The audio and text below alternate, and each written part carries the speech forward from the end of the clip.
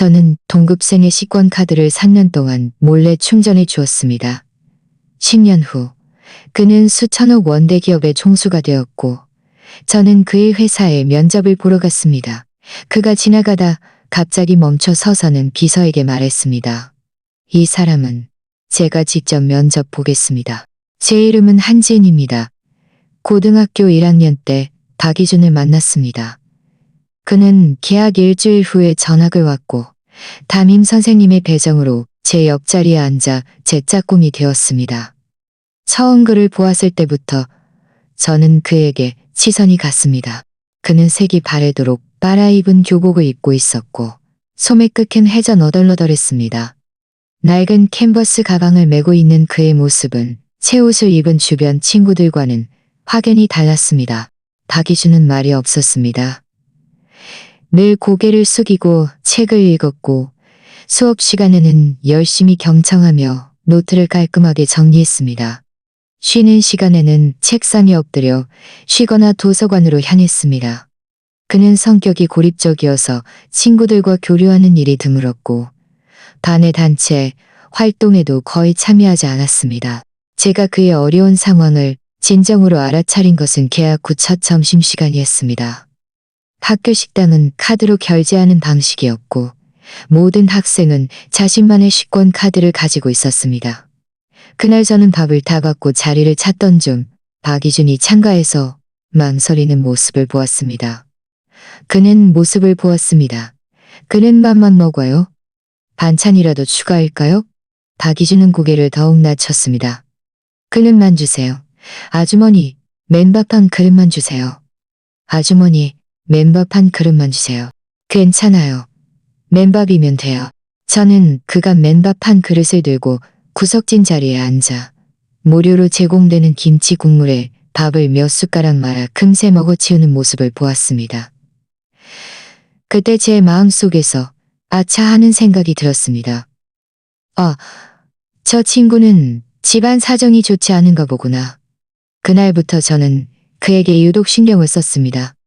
저는 그가 매일 점심으로 맨밥과 김치 국물만 먹고 저녁은 때때로 아예 먹지 않는다는 것을 알게 되었습니다. 한 번은 하교길에 제가 일부러 그에게 물었습니다. 이준아, 너는 왜 매일 맨밥만 먹어?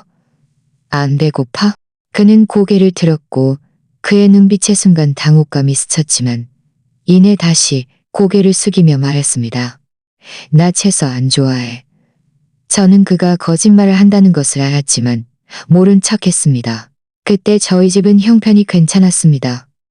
작은 공장을 운영하고 있었고 수입도 안정적이어서 제가 쓰는 생활비도 넉넉했습니다.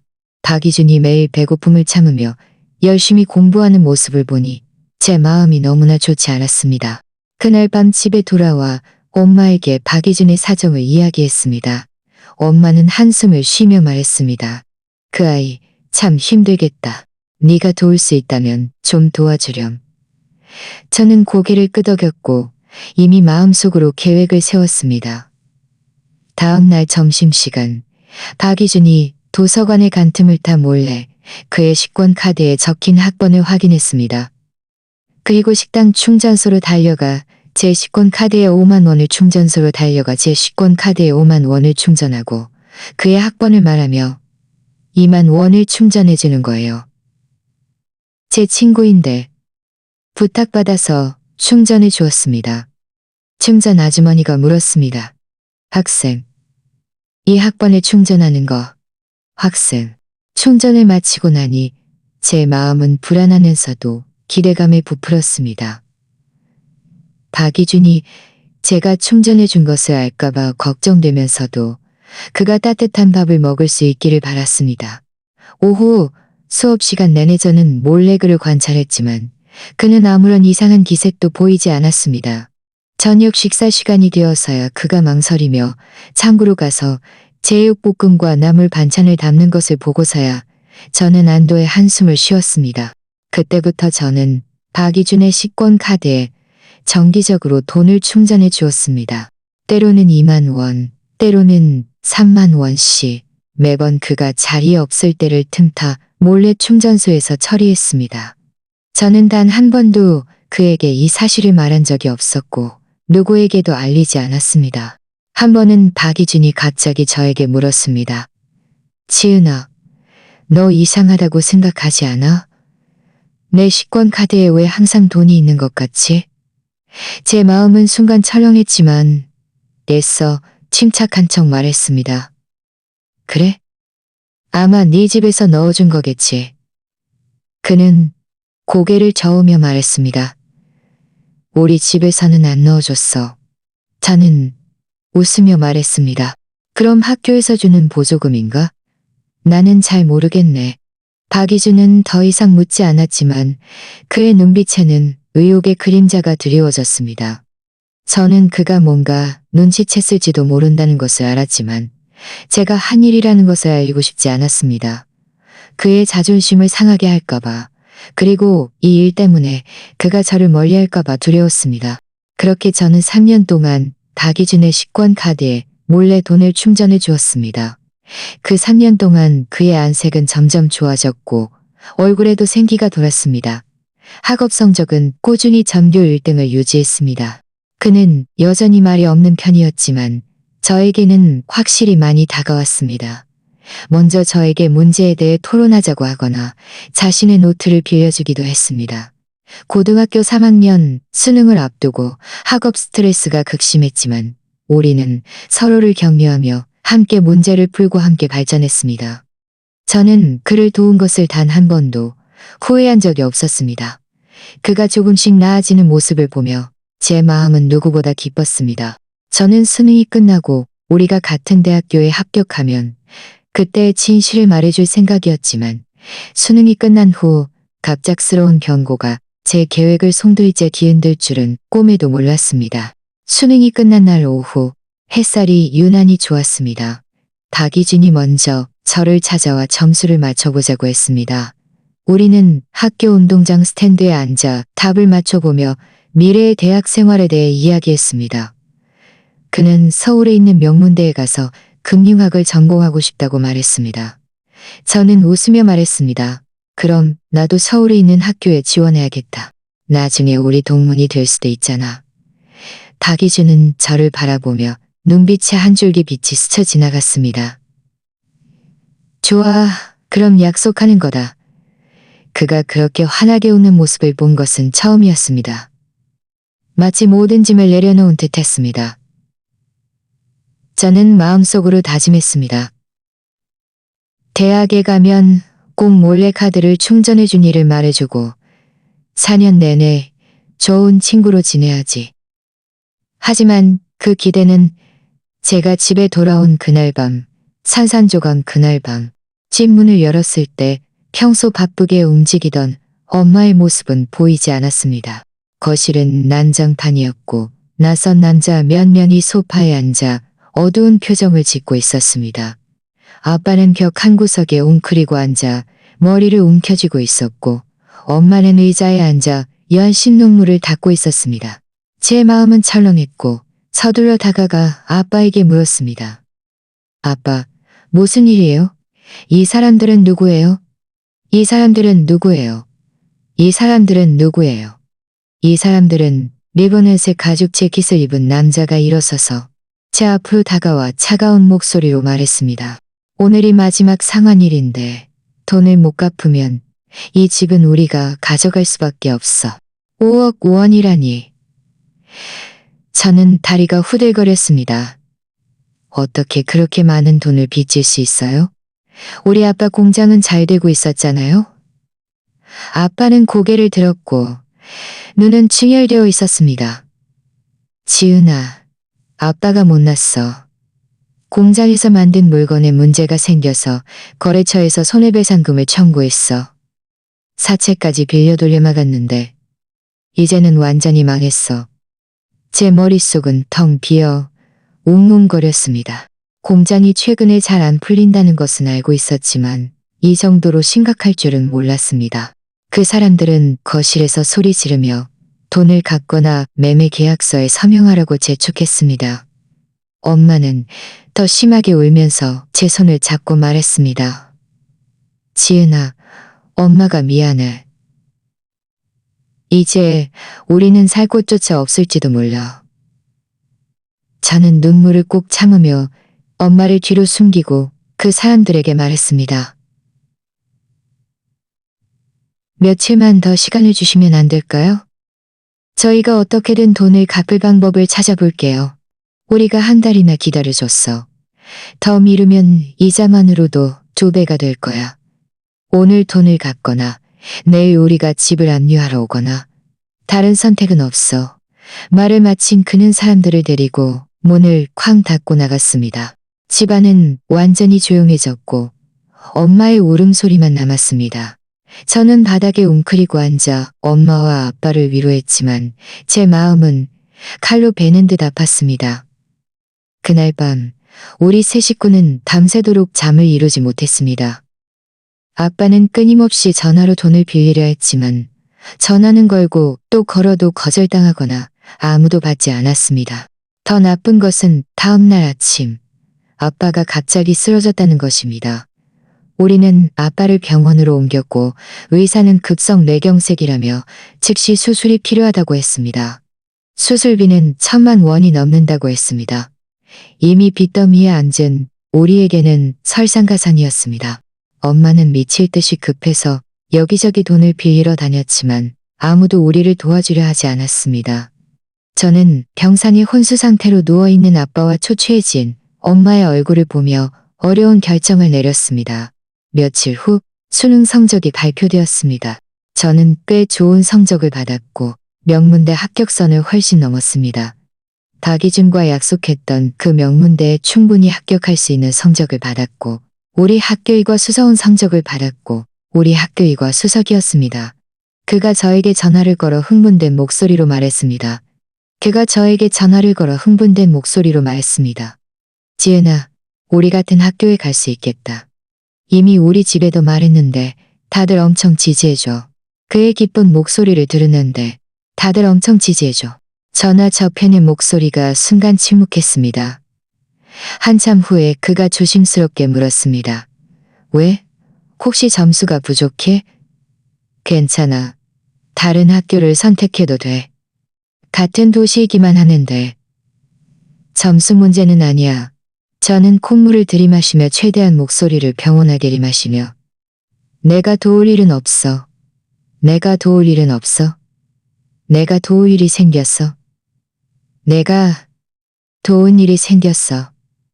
내가 빨리 사회생활을 시작해서 돈을 벌어야 해. 아마 대학은 못 갈 것 같아. 이건 우리 집안일이고 내가 알아서 처리할 수 있어. 앞으로는 연락할 기회가 거의 없을 거야. 너는 대학 생활 잘하고 앞날이 번창하길 빌어. 말을 마친 저는 그의 대답을 기다리지 않고 서둘러 전화를 끊었습니다. 전화를 끊자마자 저는 더 이상 참지 못하고 바닥에 웅크려 울었습니다. 이렇게 그에게 하는 것이 너무 불공평하다는 것을 알았습니다. 우리는 분명 함께 대학에 가기로 약속했지만 저는 약속을 어겼습니다. 아빠는 아직 병원에서 수술비를 기다리고 있었고 집에는 엄청난 빚이 남아 있었습니다. 저는 더 이상 제 꿈을 쫓을 자격이 없었습니다. 저는 제 수능 원서를 찢어버리고 아르바이트를 찾아다니기 시작했습니다. 나이가 어리고 학력이 낮았기 때문에 저는 밑바닥 일밖에 할 수 없었습니다. 식당에서 설거지를 하고 슈퍼마켓에서 계산원으로 일하고 건설 현장에서 벽돌을 날랐습니다. 매일 아침 일찍부터 밤늦게까지 일했고 너무 피곤해서 쓰러지자마자 잠이 들었습니다. 아빠의 수술은 성공적이었지만 그 이후로도 막대한 재활 치료비가 필요했습니다. 엄마도 몸이 좋지 않아 용돈벌이로 가벼운 일밖에 할 수 없었습니다. 집은 결국 압류되었고 우리는 좁은 월세방으로 이사했습니다. 저는 더 이상 바듯했습니다. 생활은 더 이상 박이준을 만날 수 없었고 먼저 연락하지도 않았습니다. 휴대폰 번호를 바꾸고 모든 SNS 계정을 삭제하며 그의 세상에서 완전히 삭제하며 그리고 저는 이미 먼지 속에 떨어져 그와 어떤 인연도 가질 자격이 없다고 생각했습니다. 때때로 저는 깊은 밤에 고등학교 시절을 떠올렸습니다. 늘 고개를 숙이고 있던 짝꿍, 그리고 제가 몰래 그의 카드에 돈을 충전해 주던 날들을 떠올렸습니다. 그가 그 명문대에 무사히 합격했는지 그의 대학 생활은 어땠는지 알 수 없었습니다. 하지만 저는 우리의 인생이 이미 완전히 다른 두 길을 걷고 있으며 더 이상 교차할 일이 없을 것이라는 것을 알았습니다. 몸만 건강하다면, 빚만 천천히 갚아나간다면 아무리 힘들어도 괜찮아. 라고 스스로에게 말했습니다. 지난날의 꿈과 약속은 그저 청춘의 아름다운 추억으로 남겨두자고 생각했습니다. 그렇게 하루하루를 버티며 살다 보니 어느덧 10년이 흘렀습니다. 이 10년 동안 저는 단 하루도 게을리하지 않았습니다. 처음에는 육체노동만 해서 온몸이 쑤셨지만 힘만으로는 집안의 빚을 다 갚을 수도 안정적인 삶을 꾸릴 수도 없다는 것을 알았습니다. 그래서 일하면서 밤에는 독학으로 전문학사 학위를 취득했고 나중에는 행정 관련 교육 과정에도 등록하며 서서히 사무직으로 전환했습니다. 노력은 배신하지 않았습니다. 5년 전 저는 한신상사라는 중소기업에 성공적으로 입사하여 행정직으로 일하게 되었습니다. 무거운 일은 더 이상 할 수 없었습니다. 급여가 아주 높지는 않았지만 안정적이었고 더 이상 비바람을 맞지 않아도 되었으며 엄마도 아파트 경비원 같은 가벼운 일을 찾아 집안 살림에 보탰고 우리 집은 드디어 서서히 나아지기 시작했습니다. 저는 이 직장을 소중히 여겼고 항상 조심스럽고 최선을 다해 일했습니다. 행정 업무는 자잘하고 복잡했습니다. 일상적인 서류 정리, 회의 준비부터 직원 근태 통계, 사무용품 구매까지 모두 제가 깔끔하게 처리했습니다. 동료들이 도움이 필요할 때도 저는 단 한 번도 거절하지 않았습니다. 시간이 지나면서 모두가 저와 잘 지내려 했습니다. 하지만 저는 제가 열심히 일할수록 남들에게 이용당하기 쉽다는 것을 예상하지 못했습니다. 부서장인 이선영 부장님은 40대 중반의 여성이었는데 평소에 잘난 체를 하고 부하 직원들에게는 차갑게 대하거나 사소한 일로 트집을 잡았습니다. 그녀는 제가 만만해 보였는지 자신의 업무 중 많은 부분을 저에게 떠넘겼습니다. 처음에는 조금 더 하면 더 많이 배울 수 있겠지라고 생각하며 개의치 않았습니다. 하지만 이선영 부장님은 점점 더 심해졌습니다. 한 번은 회사에서 연간 보고서를 작성해야 했는데 이것은 이선영 부장님의 본래 업무였습니다. 그런데 그녀는 퇴근 직전에 흩어진 자료 더미를 저에게 던지며 말했습니다. 한지일 씨, 이 보고서 오늘 밤 야근해서 마무리하세요. 내일 아침에 대표님께 제출해야 해요. 저는 책상 위에 산처럼 쌓인 자료를 보며 미간을 찌푸렸습니다. 이 부장님, 이건을 찌푸렸습니다. 이건 부장님 업무인데다가 이렇게 많이 배우는 자료를 하룻밤 만에, 이건 부장님 하는 자료를 하룻밤 만에, 자료를 하룻밤 만에 다 할 수는 없어요. 이선영 부장님은 사무실 책상에 기대어 팔짱을 끼고 건방짐은 사무실 책상에 기대어 제 마음은 화나고 억울했지만 집안의 지출과 아직 다 갚지 못한 빚을 생각하며 말을 삼켰습니다. 그날 밤 저는 회사에서 새벽 3시까지 야근하며 겨우 보고서를 완성했습니다. 다음 날 아침 제가 보고서를 건네자 그녀는 훑어보지도 않고 바로 대표님께 가져가 제출했습니다. 나중에 저는 이선영 부장님이 제가 만든 보고서를 가지고 대표님 앞에서 자신이 밤샘하며 만든 것이라고 공치사했다는 것을 알게 되었습니다. 대표님은 매우 만족하며 회사 회의에서 그녀를 특별히 칭찬하고 2천만 원의 보너스를 주었습니다. 소식을 들었을 때 제 마음은 칼로 난도질당하는 듯 아팠지만 저는 침묵을 택했습니다. 한 가지 일보다 적게 하는 것이 낫다. 그저 안정적으로 일할 수 있으면 된다. 고 생각했습니다. 하지만 저의 양보는 이선영 부장님을 더욱 제멋대로 만들었습니다. 그때부터 그녀는 점점 더 많은 핵심 업무를 저에게 떠넘겼고 자신은 매일 사무실에서 드라마를 보거나 인터넷 쇼핑을 하거나 다른 부서 부장들과 잡담을 나누었습니다. 한 번은 제가 중요한 고객 미팅을 담당하게 되었습니다. 초기 고객 자료 정리, 회의 절차 수립부터 현장 준비, 인원 조율까지 모두 제가 혼자서 바쁘게 처리했습니다. 회의 당일 모든 것이 순조롭게 진행되었고 고객은 우리 회사의 제안에 매우 만족하며 현장에서 바로 계약을 체결했습니다. 대표님은 특히 기뻐하며 그 자리에서 이 프로젝트를 담당한 팀에게 두둑한 보너스를 지급하겠다고 발표했습니다. 제 몫은 없다는 것을 지급될 때, 제 몫은 없다는 것을 지급될 때, 제가 이선영 부장님을 찾아가 묻자 그녀는 아무렇지도 않게 말했습니다. 이번 미팅은 내가 주도한 거니까 보너스는 당연히 내 거야. 나는 그냥 보조 역할만 한 건데 무슨 담당이야. 저는 온몸이 부들부들 떨렸습니다. 이 부장님, 모든 준비는 제가 다 했어요. 부장님은 거의 참여하지도 않았는데 어떻게 부장님이 주도했다고 했어요. 어떻게 부장님이 주도했다고 할 수 있어요? 이선영 부장님은 표정이 굳어지며 말했습니다. 한지은 씨, 말 조심해. 이 부서에서는 내가 말하는 게 법이야. 불만 있으면 더 이상 일방적으로 참지 않으려 했습니다. 하지만 반박하려니 집에 부모님과 아직 다 갚지 못한 마지막 빚이 떠올라 입 밖으로 나오려던 말을 다시 삼켰습니다. 그때부터 이선영 부장님은 온갖 방법으로 저를 괴롭히기 시작했습니다. 제 근태를 고의로 잘못 계산하여 성과급을 깎고 가장 까다로운 고객을 저에게 떠넘겼습니다. 심지어 뒤에서 다른 동료들에게 제가 야심이 많고 공을 가로채는 사람이라고 험담까지 했습니다.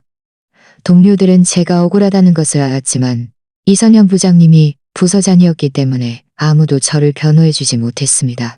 회사에서의 제 생활은 점점 더 힘들어졌습니다.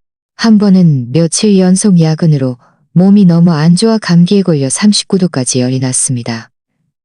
하루 휴가를 내고 병원에 가고 싶었습니다. 저는 휴가 신청서를 들고 이선영 부장님에게 결제를 받으러 갔지만 그녀는 고개도 들지 않고 말했습니다. 지금 회사가 한참 바쁠 때인데 휴가는 안 돼. 휴가는 안 돼. 정 버티기 힘들면 네가 알아서 대체 근무자를 찾든가 아니면 결근 처리할 거야. 그날 저는 억지로 버티며 병원에 가서 링거를 맞고 바로 회사로 돌아왔습니다. 사무실에서 이선영 부장님이 여유롭게 커피를 마시는 모습을 보며 저는 마음속으로 결심했습니다. 이곳에서는 더 이상 있을 수 없어. 저는 몰래 이력서를 업데이트하고 구직 정보를 찾아보기 시작했습니다. 제 경력으로는 대기업에 들어가기 어렵다는 것을 알았지만 더 이상 이런 작은 회사에서 굴욕을 참고 싶지 않았습니다. 저는 공정하고 공평한 근무 환경에서 제 능력으로 열심히 일할 수 있는 곳을 찾고 싶었습니다. 제가 여기저기 이력서를 넣고 있을 때 이선영 부장님은 또다시 제가 만든 프로젝트 기획안을 가로채 공치사했습니다. 이번 기획안은 제가 보름 동안 공들여 만든 것으로 회사의 중요한 고객을 위한 것이었습니다. 상세한 협력 계획과 위험 평가가 포함되어 있었습니다. 그 순간 저는 더 이상 참을 수 없었습니다. 이선영 부장님이 기획안을 들고 대표님께 보고할 때 모든 아이디어와 창의적인 발성을 자신의 것이라고 말했습니다. 저는 문을 열고 대표님 앞으로 걸어가 말했습니다. 대표님, 이 기획안은 제가 만들었습니다. 모든 아이디어와 세부 내용은 제가 정리한 것입니다. 이선영 부장님은 제가 갑자기 들어올 줄은 예상하지 못했는지 얼굴이 순간 창백해졌다가 이내 화를 내며 말했습니다. 한지은 씨, 무슨 헛소리야. 이건 분명히 내가 만든 기획안인데 어떻게 내가 만든 기획안인데 어떻게 내가 만든 기획안인데 어떻게 내 공을 가로챌 수 있어? 저는 제 컴퓨터에 저장된 기획안 초안 그리고 고객과의 조기과에 저장된 기획안 초안 이선영 부장님은 상황이 불리해지자 갑자기 울고불고 하기 시작했습니다. 대표님, 제가 고의로 그런 게 아니에요. 제가 한순간 정신이 혼미해서 그랬어요. 한지은 씨는 평소에 업무 능력이 부족해서 제가 도와주려고 기획안을 가져가 보고한 거예요.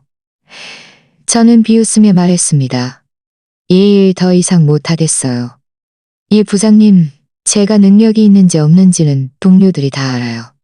지난 몇 년간 부장님이 제 공을 얼마나 가로채고 말을 마친 저는 제 짐을 챙겨 5년 동안 저를 답답하게 만들었던 이 회사를 떠났습니다. 회사 문을 나서는 순간 저는 깊이 숨을 들이쉬었습니다. 마음은 홀가분하면서도 막막했습니다.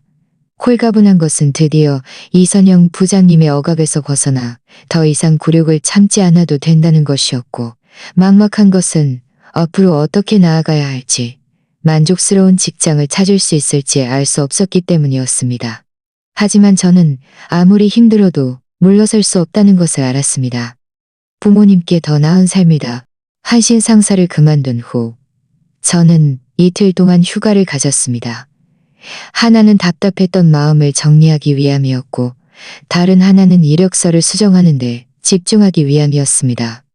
지난 5년간의 행정 업무 경험은 저희 가장 큰 자산이었습니다. 제가 했던 프로젝트, 정리했던 자료, 받았던 인정 드너미은 말했습니다. 지은아, 힘들면 며칠 쉬어. 일은 천천히 찾아도 돼. 급할 거 없어. 몇 번이고 수정하며 어떤 실수도 없도록 했습니다. 이제 우리 집 형편도 많이 좋아졌으니까 예전처럼 억지로 버틸 필요 없어. 부모님의 말씀을 들으니 제 마음은 따뜻해졌고, 좋은 직장을 찾겠다는 결심은 더욱 굳어졌습니다. 그 후 며칠 동안 저는 매일 컴퓨터 앞에 앉아 여러 취업 사이트를 둘러보고 이력서를 제출했습니다. 제가 지원한 곳은 대부분 대중소기업의 행정직이었지만 대부분 연락이 없거나 면접 후에도 소식이 없었습니다. 결국 제 학력은 전문학사였기 때문에 수많은 구직자들 사이에서 딱히 경쟁력이 없었습니다. 제가 거의 낙심할 무렵 취업 사이트에서 성우그룹의 채용 공고를 보았습니다. 성우그룹은 업계 최고 수준의 기업으로 설립된 지 8년 만에 수조 원대 규모로 성장했으며 금융, 기술, 부동산 등 여러 분야로 사업을 확장했습니다. 많은 사람들이 들어가고 싶어 안다라는 회사였습니다. 그들은 행정부 팀장 보조를 채용하고 있었고 3년 이상의 행정 업무 경험, 뛰어난 의사소통 및 조율 능력을 요구했습니다. 저는 채용 요건을 보며 기대와 망설임이 교차했습니다. 기대감은 성우그룹에 입사할 수 있다면 급여와 대우가 좋을 뿐만 아니라 발전 가능성도 크다는 것이었고, 망설임은 성우그룹 같은 대기업에는 분명 뛰어난 인재들이 몰릴 텐데 제 조건이 그들의 요구에 부합할 수 있을까 하는 것이었습니다. 제가 부모님께 이 일을 말씀드리자 아빠가 말했습니다. 지은아, 한번 시도해봐. 해보지 않고 어떻게 안 된다고 알겠어? 설령 성공하지 못하더라도 소중한 경험이 될 거야. 엄마도 말했습니다. 맞아. 우리는 네 능력을 믿어. 부모님의 격려를 받고 저는 깊이 숨을 들이쉬고 이력서 제출 버튼을 눌렀습니다. 저는 정성껏 수정한 이력서를 성우그룹에 보냈고, 특별히 자기소개서도 작성하여 저의 업무 경험과 이 직무에 대한 이해를 상세히 설명했습니다.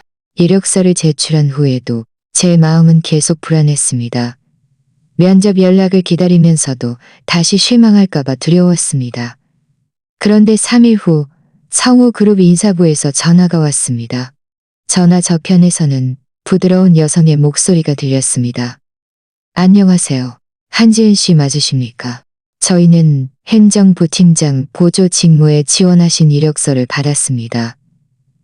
1차 서류 심사를 거친 결과 기아의 자격이 저희 요건에 부합하여 내일 오전 10시에 회사로 오셔서 면접에 참여해 주시기를 초대합니다. 저는 너무 기뻐서 목소리까지 떨렸고 서둘러 말했습니다. 네, 감사합니다. 내일 꼭 제 시간에 가겠습니다. 내일 꼭 제 시간에 가겠습니다. 전화를 끊자마자 저는 참지 못하고 펄쩍 뛰며 부모님께 이 좋은 소식을 전했습니다. 다음 날 면접을 위해 저는 충분히 준비했습니다. 인터넷에서 성우그룹에 대한 많은 자료를 찾아 회사의 발전 과정, 기업 문화, 사업 분야를 이해했습니다. 가장 정장다운 옷을 찾아 다림질하고 거울을 보며 자기소개와 흔한 면접 질문에 답하는 연습을 했습니다. 스스로 만족할 때까지 연습했습니다. 자료를 찾던 중 저는 성우그룹 총수 소개를 보았습니다. 총수 이름은 박희준이었고 올해 겨우 28세의 젊은 사업 천재였습니다. 자료에는 그의 사진도 있었습니다. 검은색 정장을 입고 침착하고 예리한 눈빛을 한 그는 성숙하고 유능해 보였습니다. 박이준이라는 이름을 보았을 때 제 마음은 순간 멈칫했습니다.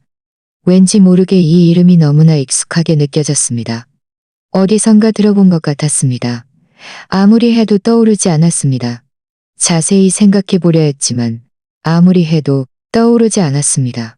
10년이라는 시간이 흘렀고 제가 아는 사람이 너무 많아서 많은 이름을 잘 기억하지 못했습니다. 그저 이렇게 대단한 사람과 동명이인이라는 것이 인연이라고 생각했습니다. 면접 당일 저는 성우 그룹 건물 아래에 30분 일찍 도착했습니다. 눈앞에 우뚝 솟은 오피스 빌딩, 햇살 아래 반짝이는 유리 외벽, 깔끔한 제복을 입고 활기찬 경비원의 모습이 보였습니다. 로비로 들어서자 실내는 웅장하고 호화롭게 꾸며져 있었습니다. 오가는 직원들은 모두 통일된 유니폼을 입고 바삐 움직였지만 최서정연했습니다. 이것이 바로 대기업의 분위기였습니다. 저는 안내 데스크에서 등록한 후 안내 직원이 방문증을 주며 1층 대기실에서 기다리라고 했습니다. 대기실에는 이미 많은 사람이 앉아 있었고 모두 면접을 보러 온 사람들이었습니다. 모두 정장을 입고 손에는 이력서를 들고 있었는데 어떤 이는 고개를 숙여 복습하고 있었고 어떤 이는 작은 목소리로 대화를 나누고 있었습니다. 저는 긴 자리를 찾아 앉아 깊이 숨을 들이쉬며 긴장된 마음을 가라앉혔습니다. 얼마 지나지 않아 인사부 직원이 제 이름을 불러 저를 면접장으로 안내했습니다. 저를 면접하는 사람은 남자 1명과 여자 1명, 둘 다 30대 중반쯤 되어 보였습니다. 아마 인사부 팀장들이었을 것입니다. 그들은 먼저 저에게 자기소개를 시킨 후 행정 업무에 관한 많은 질문을 했습니다. 예를 들어 회의를 어떻게 준비하는지, 직원 불만을 어떻게 처리하는지, 사무용품 구매를 어떻게 하는지 등 이 질문들은 모두 제가 평소 업무에서 자주 접하는 것들이었습니다. 저는 저의 실제 경험을 바탕으로 차분하게 답했습니다. 두는 저희 경청하며 고개를 끄덕였고 수시로 노트북에 무언가를 기록했습니다. 답변하면서 저는 저의 꼼꼼함과 책임감, 그리고 복잡한 문제를 처리하는 문제를 처리하는 면접은 약 30분 정도 진행되었습니다. 마지막으로 여자 면접관이 웃으며 말했습니다. 한지은 씨, 답변이 아주 훌륭합니다. 저희는 한지은 씨의 모습에 매우 만족합니다. 추후 한지은 씨의 상황을 더 심층적으로 검토할 예정이며 결과는 사명업일 예정이며 결과는 사명업일 이내에 통보해드릴 예정이며 저민이 잠시 기다려 주십시오. 저는 자리에서 일어나 면접관들에게 고개 숙여 인사했습니다. 저는 자리에서 일어나 면접관들에게 고개 숙여 인사했습니다. 수고 많으셨습니다. 통보를 기다리겠습니다. 저는 계단을 천천히 내려가면서 면접에 무사히 통과하여 성우 그룹에서 일할 수 있기를 마음속으로 비웠습니다. 집에 돌아오자 엄마가 서둘러 면접 상황을 물었습니다. 저는 면접 과정을 이야기해 주었고 면접관들이 제 모습에 매우 만족했다고 말했습니다. 엄마는 웃으며 말했습니다. 네, 그럴 줄 알았어. 너는 분명히 통과할 거야. 그 후 3일 동안 저는 매일 불안 속에서 지냈습니다. 수시로 휴대폰을 확인하며 성우 그룹의 전화가 올까봐 초조해했습니다. 3일째 오후 제가 엄마를 도와 집안일을 하고 있을 때 휴대폰이 갑자기 울렸습니다. 발신 번호가 성우 그룹이라는 것을 확인하고 서둘러 손에 든 일을 내려놓고 전화를 받았습니다. 전화 저편에서는 여전히 그 부드러운 여성의 목소리가 들렸습니다. 한지은 씨, 축하드립니다. 저희 1차 면접에 합격하셨습니다. 다음으로 모레 오전 9시에 회사로 오셔서 2차. 네, 감사합니다. 꼭 제 시간에 가겠습니다. 네, 감사합니다. 꼭 제 시간에 가겠습니다. 이번 면접은 직접 면접에 저는 이 직접 면접하실 예정이니 미리 준비를 해 주십시오. 엄마, 나 1차 합격했어. 모레 2차 면접 본대. 엄마도 매우 기뻐하며 말했습니다. 정말 잘 됐다. 지은아. 장하다. 기쁨도 잠시, 저는 다시 긴장하기 시작했습니다. 2차 면접은 행정부서 팀장님이 직접 면접하신다고 하니 분명 1차보다 더 엄격할 것이었습니다. 저는 다시 한번 제 업무 경험을 정리하고 질문받을 가능성이 있는 문제들을 모두 생각해 보았습니다. 또한 행정부주 직무에 필요한 능력과 자질에 대해 많은 자료를 찾아보며 모레 면접을 위한 준비를 철저히 했습니다. 이 귀한 기회를 놓칠 수 없어 라고 마음속으로 다짐했습니다. 저는 이 면접이 10년 동안 만나지 못했던 그 짝꿍과 다시 만나게 될 줄은 알지 못했습니다. 2차 면접에 참여하는 날, 저는 유난히 일찍 일어났습니다. 일부러 연한 화장을 하여 좀 더 생기 있어 보이도록 했습니다. 그리고 미리 준비해둔 아이보리색 블라우스와 검은색 정장 바지를 입고 낮은 굽의 구두를 신어 전체적으로 단정하고 깔끔한 모습을 연출했습니다. 엄마는 일찍 일어나 아침 식사를 준비해 주셨고 제가 밥을 먹는 동안 신신당부했습니다. 지은아, 긴장하지 말고 평소대로 하면 돼. 결과가 어떻든 엄마는 네가 자랑스러워. 저는 고개를 끄덕이며 말했습니다. 엄마, 알겠어요. 걱정 마세요. 저는 성우 그룹 건물 아래 40분 일찍 도착했습니다. 이번에는 1층 대기실로 바로 가지 않고 인사부의 안내에 따라 2층 행정부 대기실로 바로 올라갔습니다. 2층의 인테리어는 1층보다 훨씬 고급스러웠습니다. 복도에는 두꺼운 카펫이 깔려 있어 발소리가 전혀 들리지 않았습니다. 대기실에는 사람이 많지 않았습니다. 서로 다른 직무의 2차 면접에 참여하러 온 구직자 3명만 있었습니다. 저는 탕가 자리를 찾아 앉아 미리 정리해둔 자료를 다시 한번 빠르게 훑어보았습니다. 충분히 준비했지만 마음속으로는 여전히 약간 긴장되었습니다.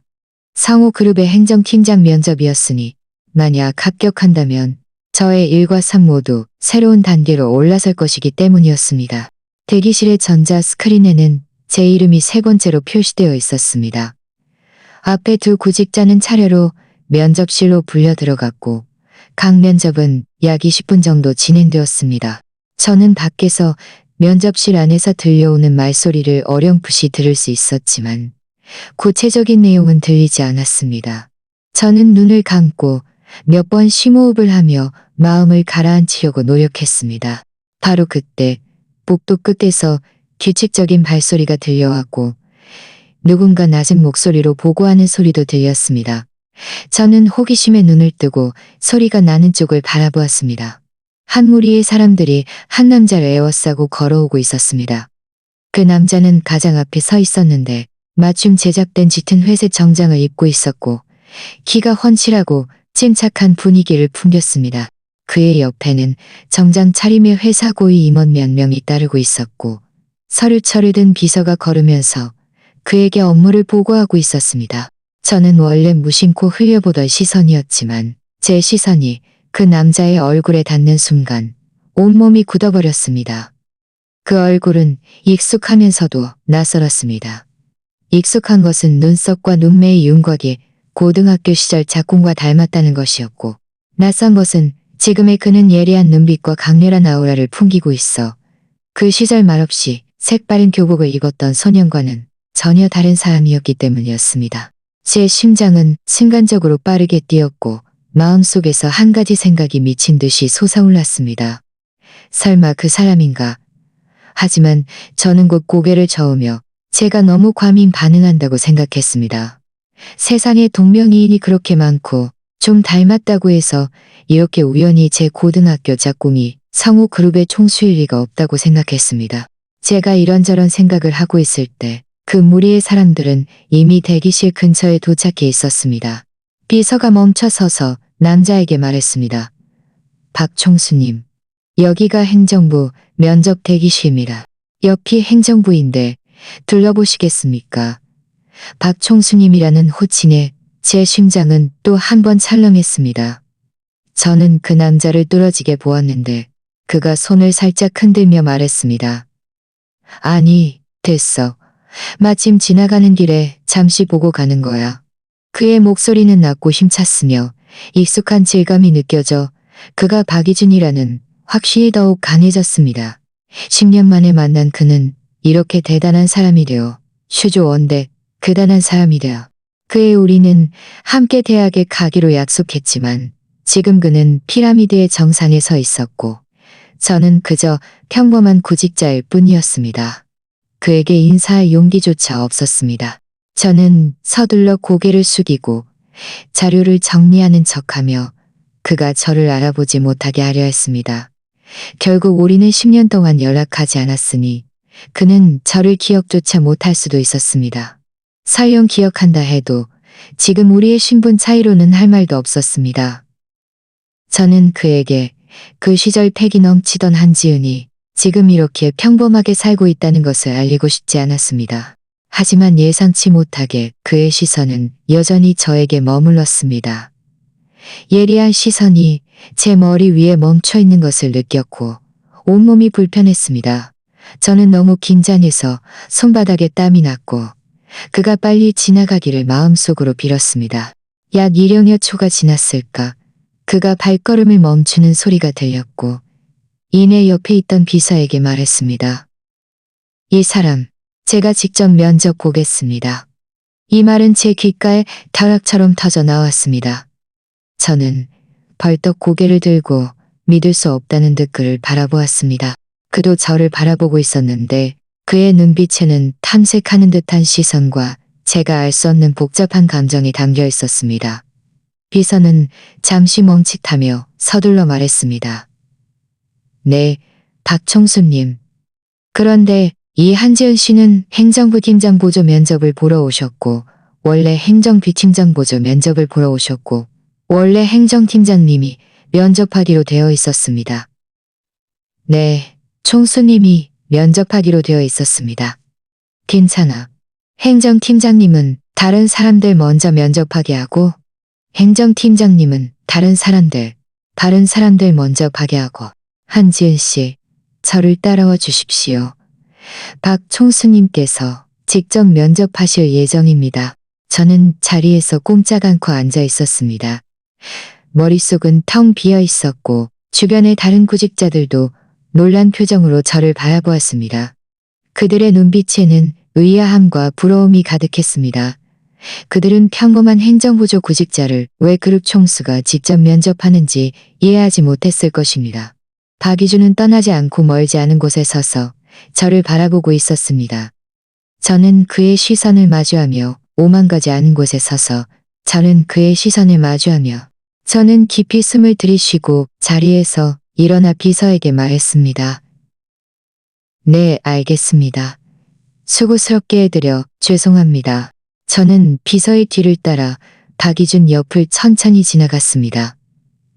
그의 옆을 지날 때 그의 몸에서 은은한 코롱 향이 났습니다.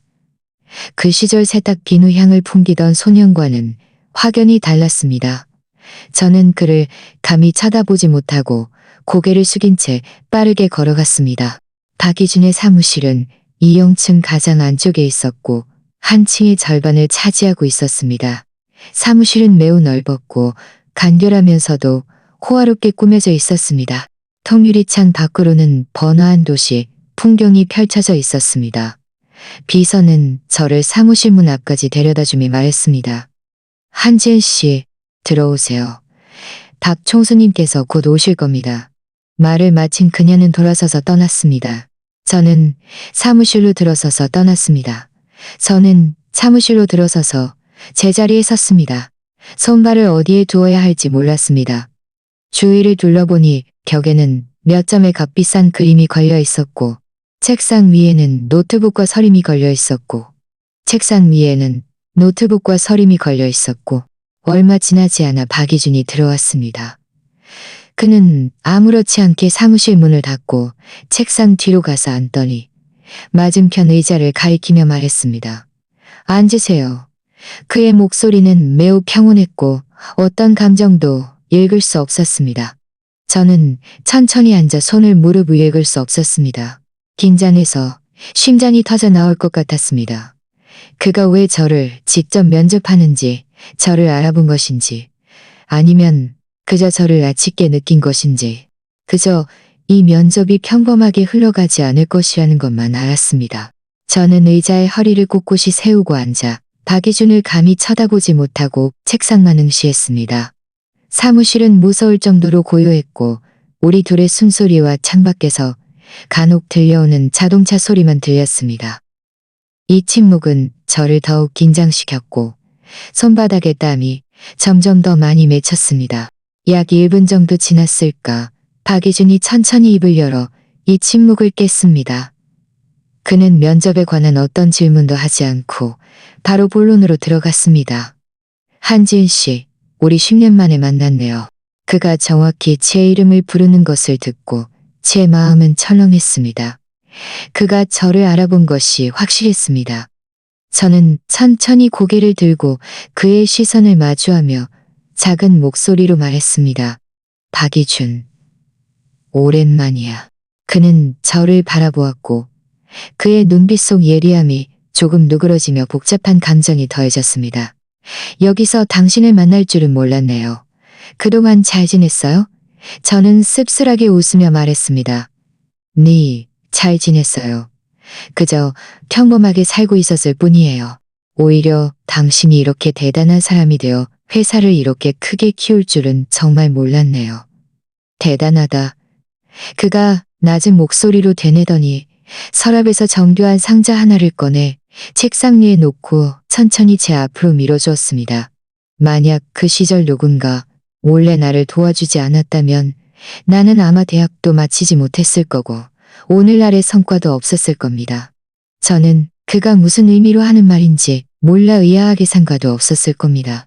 저는 손을 뻗어 조심스럽게 상자를 열었습니다.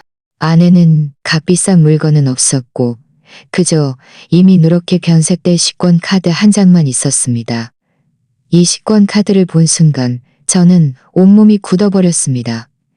이 식권 카드의 모양은 바로 우리가 고등학교 때 사용하던 것이었고 카드 표면에는 희미하게 학번이 보였습니다. 그것은 박희준의 학번이었습니다.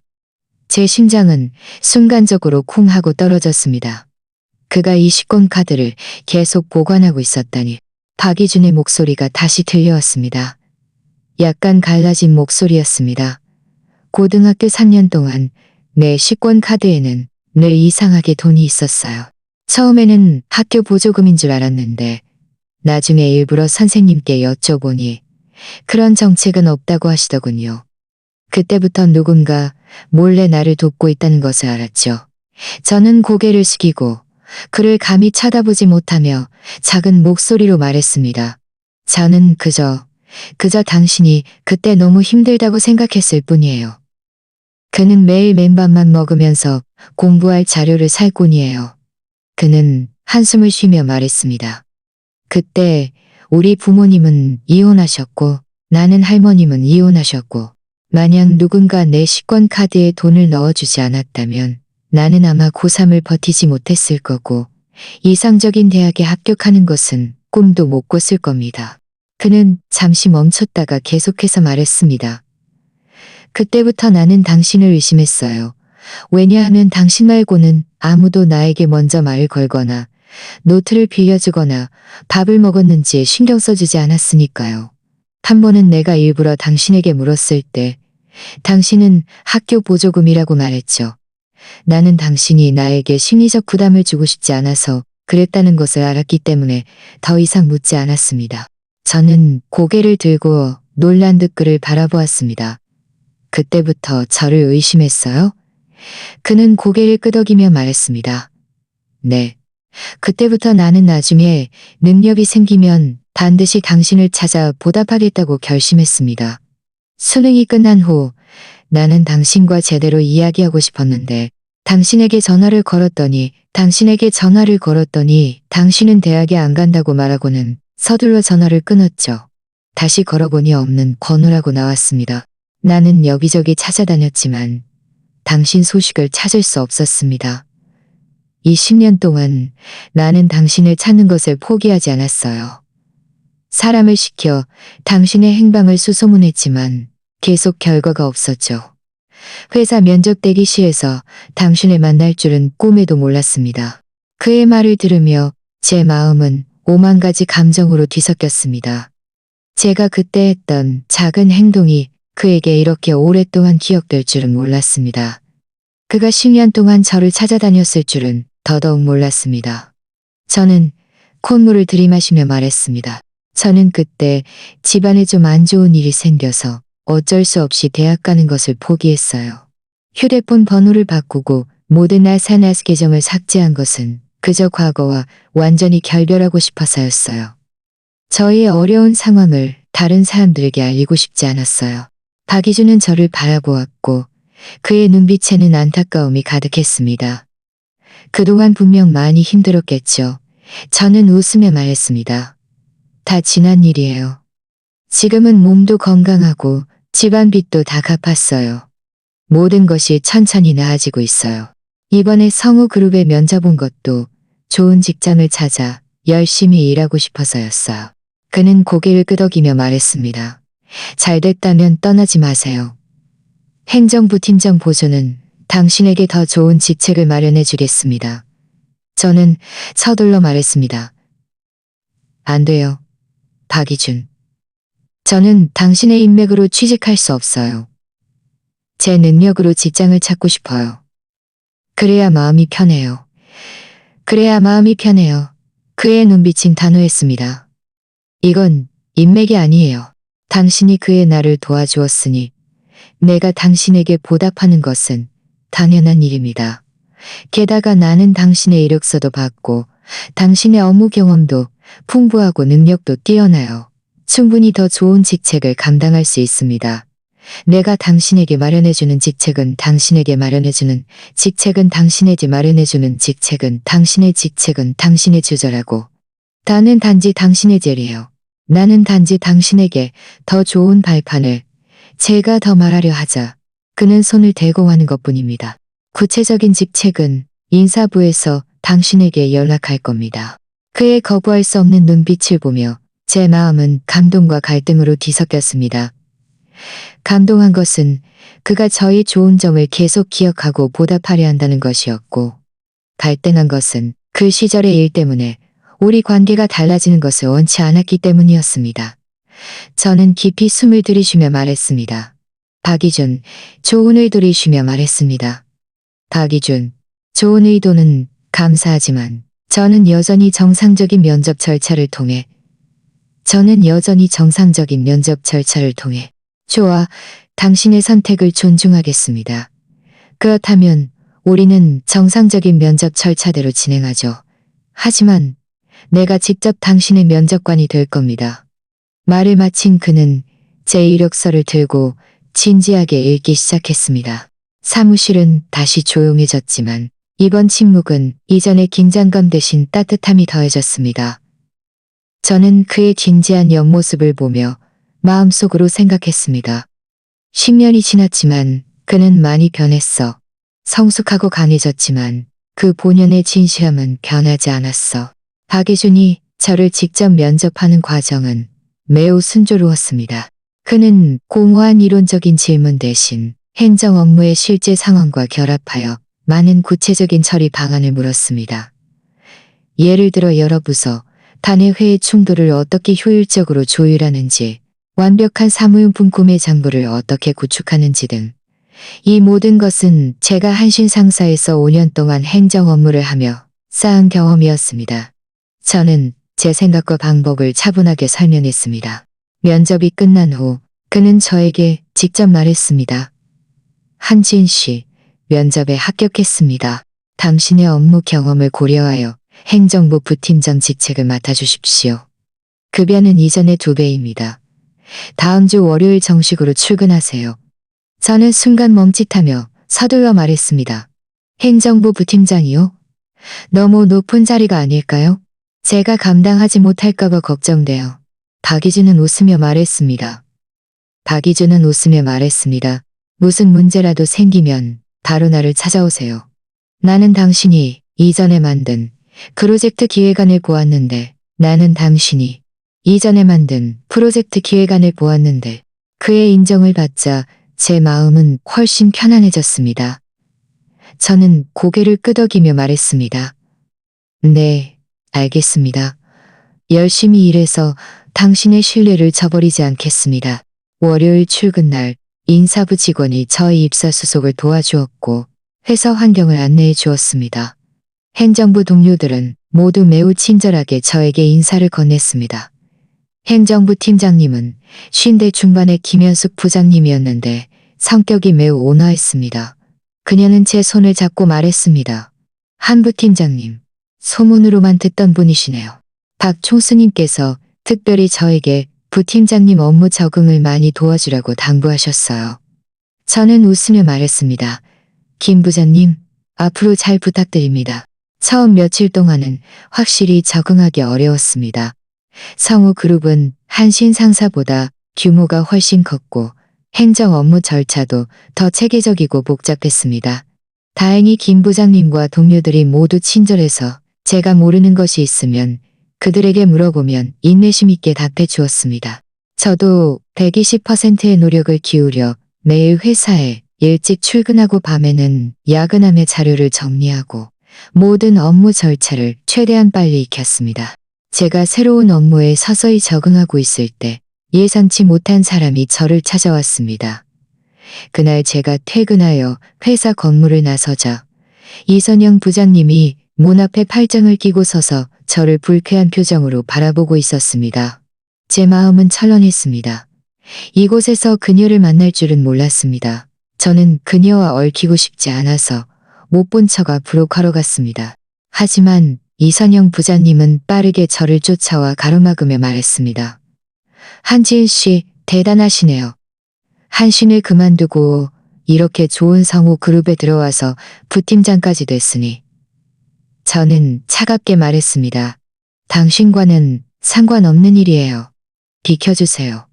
이선영 부장님은 비웃으며 말했습니다. 네가 성우그룹에 들어와 부팀장까지 된 게 네 능력으로 된 거라고 생각해? 그녀의 말은 제 마음에 가시처럼 박혀 불티했습니다. 저는 분노를 꾹 누르며 말했습니다. 제 직책은 제 능력으로 면접을 통해 얻은 거예요. 누구처럼 남의 공을 가로채기만 하는 사람과는 다르죠. 네가 감히 공을 가로챈다는 말을 꺼내? 이선영 부장님의 얼굴은 순간 보기 흉하게 가냈습니다. 네가 방해하지 않았다면 내가 어떻게 대표님께 꼬중을 들었겠어. 한지은 씨, 너무 일찍 들었겠어. 저는 이선영 부장님이 그저 화가 나서 아무 말이나 내뱉은 줄 알았는데 그녀가 정말로 방해 공작을 펼칠 줄은 몰랐습니다. 며칠 지나지 않아 회사에는 저에 대한 헛소문이 돌기 시작했습니다. 어떤 사람들은 제가 박 총수에게 아첨하여 회사에 들어왔다고 말했고, 어떤 사람들은 제가 박 총수에게 아첨하여 회사에 들어왔다고 말했고, 어떤 사람들은 제가 이전 회사에서 부정한 행동을 저질러 해고당하고 성우그룹에 왔다고 말했습니다. 원래 친절했던 동료들은 점점 저를 멀리하기 시작했고, 어떤 사람들은 뒤에서 수군거리며 저를 손가락질했습니다. 제 마음은 화나고 억울했지만 어떻게 해명해야 할지 몰랐습니다. 저는 이 소문들 때문에 업무에 영향을 미치고 싶지 않아서 못 들은 척하며 더욱 열심히 제 일을 했습니다. 하지만 소문은 저의 침묵 때문에 멈추지 않고 오히려 더욱 심하게 퍼져나갔습니다. 어느 날 김 부장님이 저를 자신의 사무실로 불러 진심으로 말했습니다. 지은 씨, 회사에 도는 소문은 다 들었어요. 너무 마음에 담아두지 말고 열심히 일해서 실력으로 증명하면 돼요. 하지만 이 소문들이 좋지 않은 영향을 미치는 것은 사실이니 박 총수님께 해명하는 것이 어때요? 저는 고개를 저으며 말했습니다. 괜찮아요, 김 부장님. 맑은 물은 저절로 깨끗해지는 법이죠. 시간이 지나면 모두가 진실을 알게 될 거예요. 하지만 이선영 부장님이 업무에까지 손을 댈 줄은 몰랐습니다. 그녀는 어떤 경로로 우리와 계약하려던 한 공급업체와 연락하여 제가 계약 조건을 변경하는데 동의했고 심지어 그들에게 뇌물을 받았다고 거짓말했습니다. 공급업체는 그 말을 사실로 믿고 이선영 부장님이 말한 대로 조건을 변경했으며 심지어 대화 기록을 김 부장님에게 보내주었습니다. 김 부장님은 대화 기록을 들고 저를 찾아와 미간을 찌푸리며 말했습니다. 지은 씨, 이게 대체 어떻게 된 일이에요? 공급업체에서 계혜 씨가 계약 조건을 변경하는데 동의했고 뇌물을 받았다고 하네요. 저는 대동의했고 뇌물을 부들부들 떨렸습니다. 온몸이 부들부들 떨렸습니다. 이선영, 제 전 부장님이 저를 고의로 함정에 빠뜨린 거예요. 바로 그때 사무실 문이 열리고 박이준이 들어왔습니다. 그는 우리의 대화를 들은 듯했고 표정이 어두웠습니다. 무슨 일입니까? 김 부장님은 박이준에게 사건의 경위를 설명했고 공급업체에서 보낸 대화 기록도 보여주었습니다. 박이준은 그것을 보고 눈빛이 차갑게 변했습니다. 그는 저를 보며 말했습니다. 한지은 씨, 당신은 이선영이 당신을 함정에 빠뜨렸다고 하는데 증거가 있습니까? 이선영은 며칠 전 회사 문 앞에서 저를 가로막고 성우그룹에서 오래 버티지 못하게 할 거라고 협박했어요. 게다가 저는 이 공급업체와 계약 변경에 대해 논의한 적이 전혀 없어요. 제 대화 기록이 증명할 수 있습니다. 박이준은 고개를 끄덕이며 옆에 있던 비서에게 말했습니다. 지금 당장 이 사건을 철저히 조사하고 한부 팀장과 공급업체의 모든 대화 기록을 확보하세요. 그리고 한신 상사에 가서 이선영의 상황을 알아보세요. 30분 후에 결과를 보고하세요. 비서는 서둘러 대답하고 돌아서서 나갔습니다.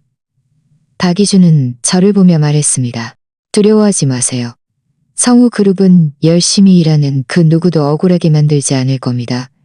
만약 그녀가 정말 당신을 함정에 빠뜨린 것이라면 내가 반드시 당신에게 정의를 찾아줄 겁니다. 제 마음은 따뜻해졌고 고개를 끄덕이며 말했습니다. 감사합니다. 박 총수님. 30분 후 비서가 조사 결과를 들고 돌아왔습니다. 그녀는 저와 김 부장님 앞에서 말했습니다. 박 총수님, 조사 결과가 나왔습니다. 한부 팀장과 공급업체 사이에는 계약 변경에 관한 어떤 대화 기록도 없습니다. 공급업체가 제공한 대화 기록은 위조된 것입니다. 또한 한신 상사로부터 이선영이 여러 차례 부하 직원의 공을 가로채고 직원을 억압했으며 대표님께 꼬중까지 들었다는 사실을 확인했습니다. 회사 내 평판도 매우 좋지 않습니다. 그리고 누군가 며칠 전 그녀가 회사 문 앞에서 한부 팀장을 가로막는 것을 보았다고 합니다. 박이준은 듣고 나서 표정이 더욱 굳어졌습니다. 그는 휴대폰을 들고 전화를 걸어 말했습니다. 네, 저입니다. 한신 상사의 협력 프로젝트를 모두 확인하고 그들과 관련된 모든 협력을 중단하세요. 또한 업계의 다른 회사들에게 이선영이라는 사람은 인성에 문제가 있으니 채용을 권하지 않는다고 통보하세요. 전화를 끊은 박이준은 김 부장님에게 말했습니다. 김 부장님, 전 직원에 공지하여 한 부팀장에 대한 소문을 해명하세요. 이것은 누군가가 고의로 함정에 빠뜨린 것이라고 말하고 조사 결과도 함께 공개하여 모두가 진실을 알게 했습니다. 저는 박이준을 바라보며 감사함으로 가득 찼습니다. 그가 이렇게 단호하게 저를 위해 나서줄 줄은 몰랐고 심지어 한신 상사와의 협력까지 중단시켜 이선영이 자신의 행동에 대한 대가를 치르게 할 줄은 몰랐습니다. 이번에 저는 누군가에게 보호받는다는 느낌을 진정으로 느꼈고 선량함은 정말로 기억되고 잘 대우받는다는 것을 비로소 깨달았습니다. 그날 오후 김 부장님은 박이준의 지시대로 조사 결과와 해명 공고를 사내 게시판과 업무단체 채팅방에 게시했습니다. 공고에는 이선영이 어떻게 대화 기록을 위조하고 소문을 퍼뜨려 저를 함정에 빠뜨렸는지에 대한 전 과정이 상세히 설명되어 있었고 한신 상사에서 제공한 이선영이 부하 직원을 억압하고 공을 가로챈 증빙 자료도 첨부되어 있었습니다. 공고가 발표되자마자 회사 안은 즉시 시끄러워졌습니다. 동료들은 공고를 보고 사건의 진실을 모두 알게 되었고 이전에 저를 멀리했던 동료들은 모두 나서서 저를 멀리했던 동료들은 모두 알게 되었고 너무 마음에 담아두지 마세요. 저는 웃으며 말했습니다. 괜찮아요. 여러분도 오해받았던 거겠죠. 이제 진실이 밝혀졌으니 됐어요. 또 다른 동료는 말했습니다. 이선영 부장님은 정말 너무했어요. 자기 능력이 없으면 남을 함정에 빠뜨려서, 자기 능력이 없으면 남을 함정에 빠뜨려서 불만을 표출하다니 자업자득이죠. 그래도 박 청수님께서 명철하게 판단해 주셔서 다행이지. 아니었으면 한 부팀장님은 정말 억울했을 거예요. 저는 이제부터 성우그룹에서 마음 편히 일할 수 있다는 것을 알았습니다. 예상치 못하게 다음 날 오전, 박희준은 특별히 전 직원 회의를 소집했고 저도 참석하게 했습니다. 회의에서 박희준은 먼저 최근 회사의 업무 상황을 요약한 후 분위기를 바꿔 이번 소문 사건을 언급했습니다. 박희준은 단상에 서서 아래 직원들을 모두 훑어보며 엄숙하게 말했습니다. 이번 소문 사건을 말했습니다. 이번 소문 사건입니다. 저는 이장희에게 이번 소문 사건은 한 부팀장에게 큰 어려움을 주었고 회사의 업무 분위기에도 영향을 미쳤습니다. 우리는 능력 있고 책임감 있는 사람들의 합류를 환영하지만 어떤 사람도 인신공격, 유언비어 유포, 함정 파기 등의 행위를 용납하지 않을 것입니다. 회사 분위기를 해치고 타인의 명예를 훼손하는 사람에 대해서는 우리는 반드시 엄중하게 처리하고 절대 용서하지 않을 것입니다. 말을 마친 그는 잠시 멈췄다가 계속해서 말했습니다. 아마 많은 분들이 제가 왜 이 사건을 이렇게 중요하게 여기는지, 왜 직접 한 부팀장을 위해 나섰는지 궁금해하실 겁니다. 사실 저와 한 부팀장은 단순히 상사와 부하 직원의 관계가 아닙니다. 우리는 고등학교 동창입니다. 그의 말이 끝나자마자 아래에서는 놀라움과 함께 웅성거리는 소리가 터져나왔습니다. 모두가 저와 박총수에게 이런 관계가 있을 줄은 예상하지 못했습니다. 저는 단상 아래 앉아 있었지만 저 역시 약간 놀랐습니다. 그가 왜 전 직원 앞에서 이 이야기를 하는지 알 수 없었습니다. 박희준은 손을 들어 모두에게 조용히 하라고 한 후 계속해서 말했습니다. 고등학교 때 저는 집안 형편이 매우 어려워서 매일 맨밥만 먹으며 생활했습니다. 그때 한 부팀장이 3년 동안 몰래 제 식권 카드에 돈을 충전해 주어서 제가 배불리 먹고 마음 편히 공부할 수 있었습니다. 만약 그녀의 도움이 없었다면 저는 아마 대학에도 합격하지 못했을 것이고 오늘날의 성과도 없었을 것입니다. 그는 주머니에서 누렇게 변질 것입니다. 그는 주머니에서 누렇게 변질 때문에 휴대폰에 들어 모두에게 보여집니다. 이 식권 카드를 저는 10년 동안 보관했습니다. 이 식권 카드를 저는 10년 보관했습니다. 그러다가 얼마 전 그녀가 회사 면접을 보러 왔을 때 우연히 만났습니다. 제가 그녀를 성우그룹에 오게 한 것은 그녀가 저의 은인이기 때문이 아니라 그녀가 정말로 능력이 있기 때문입니다.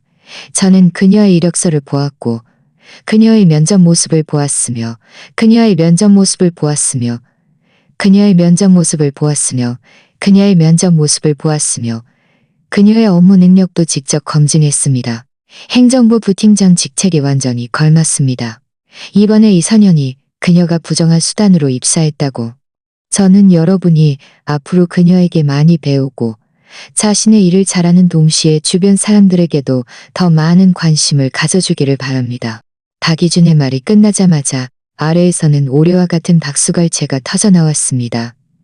모두가 존경하는 눈빛으로 저를 바라보았고 이전의 오해와 의심은 완전히 사라졌습니다. 몇몇 나이 든 직원들은 자리에서 일어나 큰 소리로 말했습니다. 박총수님 말씀이 맞습니다. 한부 팀장님은 좋은 사람이에요. 저희는 앞으로 그녀의 업무에 적극 협조하겠습니다. 저는 단상 아래 앉아 박희준의 말을 들으며 눈물이 뺨을 타고 흘러내릴 뻔했습니다. 그가 전 직원 앞에서 그 시절의 이야기를 공개적으로 말하며 저를 변호해 줄 줄은 꿈에도 몰랐습니다.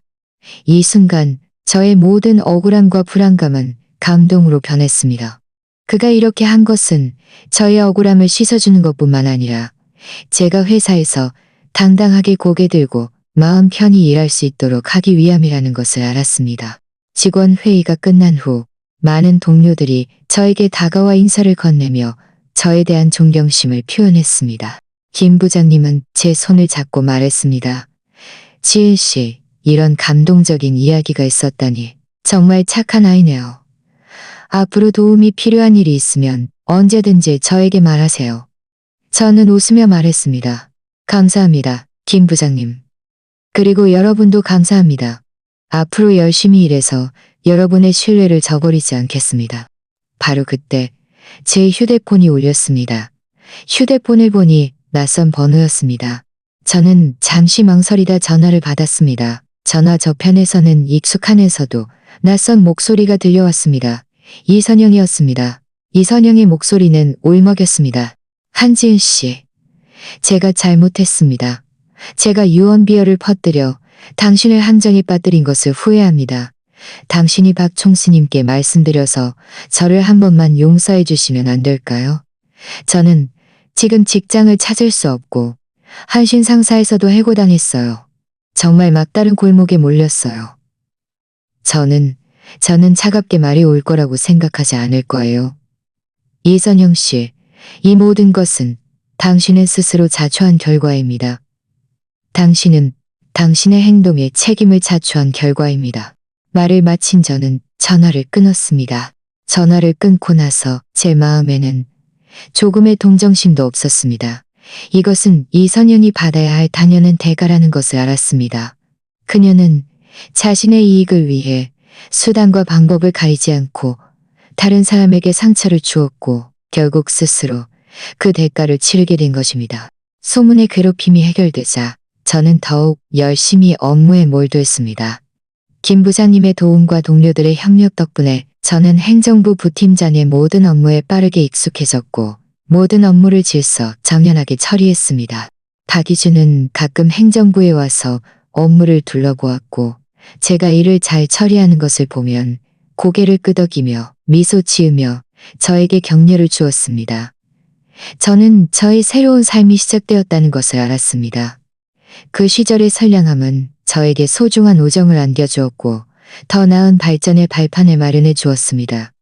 저는 이 선량함과 감사함을 가지고 계속 열심히 일하고 저는 이 선량함과 박이준의 신뢰를 저버리지 않고 직원 회의가 끝난 후 제 업무는 더욱 순조롭게 진행되었습니다. 동료들은 모두 저의 업무에 적극적으로 협조했고 문제가 있으면 먼저 저에게 와서 논의했습니다. 김 부장님도 마음 놓고 회사 연말 만찬 준비, 부서 간 조율 등 많은 중요한 업무를 저에게 맡겼습니다. 저는 매일매일 보람있게 지냈고 업무를 통해 끊임없이 제 능력을 향상시켰습니다. 어느 날 박이준이 비서를 시켜 저를 자신의 사무실로 불렀습니다. 저는 업무에 관한 일이라고 생각하여 최근 업무 보고서를 정리해서 가져갔습니다. 사무실로 들어서자 박이준은 서류를 보고 있었습니다.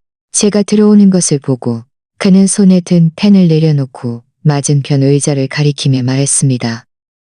앉으세요. 제가 앉자마자 업무 보고서를 건네며 말했습니다. 박총수님, 이것은 최근 행정부의 업무 보고서입니다. 검토해 주십시오. 그는 업무 보고서를 받지 않고 저를 받지 않고 저를 받지 않고 저를 받지 않고 저를 바라보며 말했습니다. 업무는 아주 잘하고 있습니다. 김 부장님도 당신을 부른 것은 개인적인 여러 번 칭찬했어요. 오늘 당신을 부른 것은 박이준은 서랍에서 은행 카드 한 장을 꺼내 책상 위에 놓고 제 앞으로 밀어주며 말했습니다. 이 카드에는 5억 원이 들어있고 비밀번호는 당신의 생일입니다. 당신이 그의 나를 많이 도와주었으니 이것은 저의 작은 마음입니다. 당신의 생활 개선에 도움이 되기를 바랍니다. 이것은 저의 작은 마음입니다. 당신의 생활 개선에 도움이 되기를 바랍니다. 이 은행 카드를 보자마자 저는 서둘러 카드를 밀어내며 말했습니다.